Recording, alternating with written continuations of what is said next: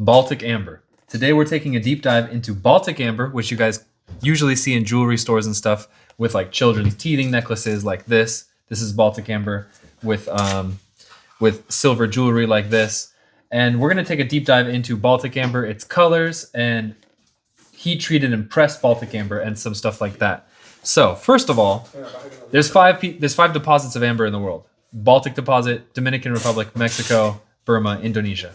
The Baltic amber, like this stuff here, is from Lithuania. This is the only kind of amber that has pain-killing properties. It's 48 million years old. You definitely can find insects in amber inside of this material. Like this piece right here is Baltic amber.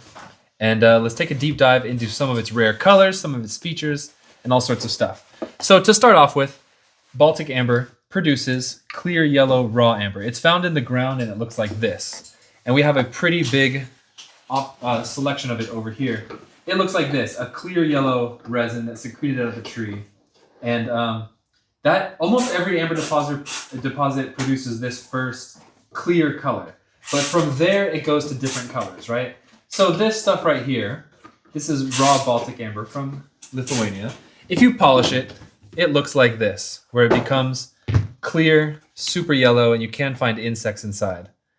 And you can polish it like that if you want, and you can also, look, here's an insect inside. Right here, there's a little insect, part of a spider. Here is another insect in Baltic amber. That is a mosquito right there. And, okay, so then Baltic amber comes in other colors, like this one you see here. This is butterscotch. Now, this is a rare color that only comes from the Baltic.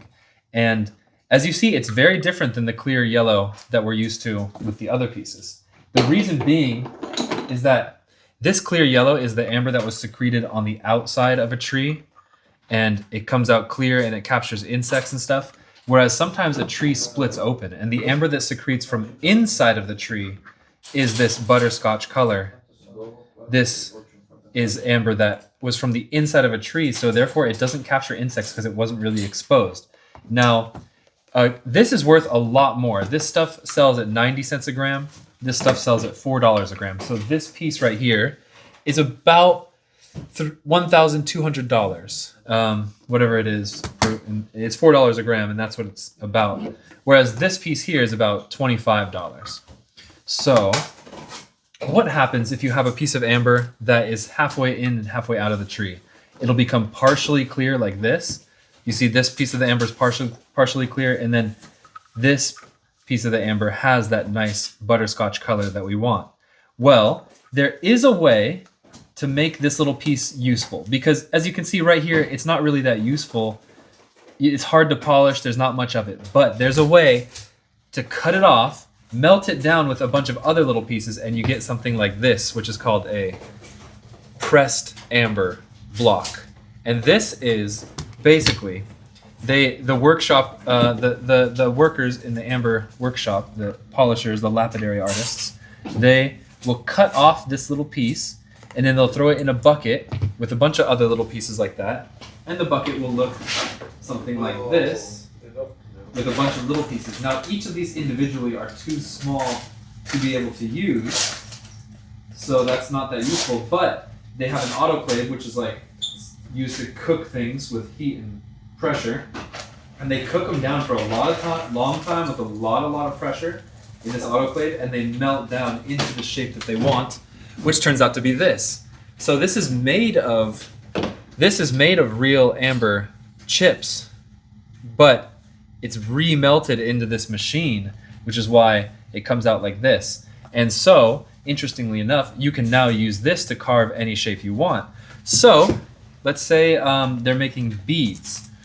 If they have beads like these ones here, it's easy to make these clear beads by selecting a clear amber ingot like this one, because these beads are made from pressed amber, and this is the pressed amber ingot.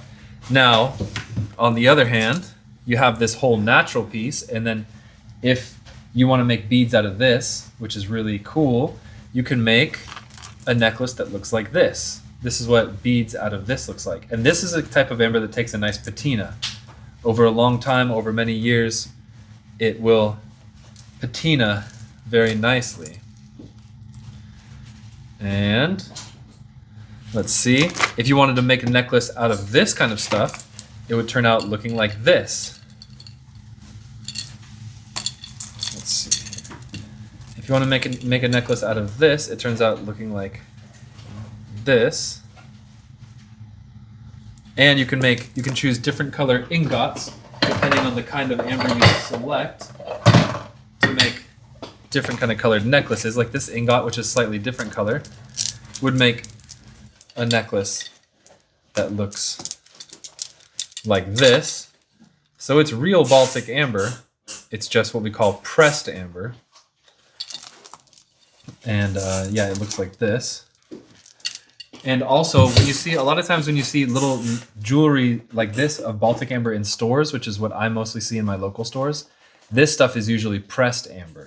They make these little cabochons out of pressed amber.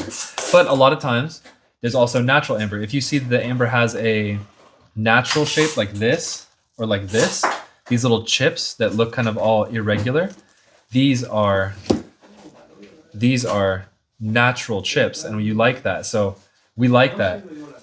So that is the difference between natural butterscotch amber, natural yellow amber, and how they make ingots out of this amber.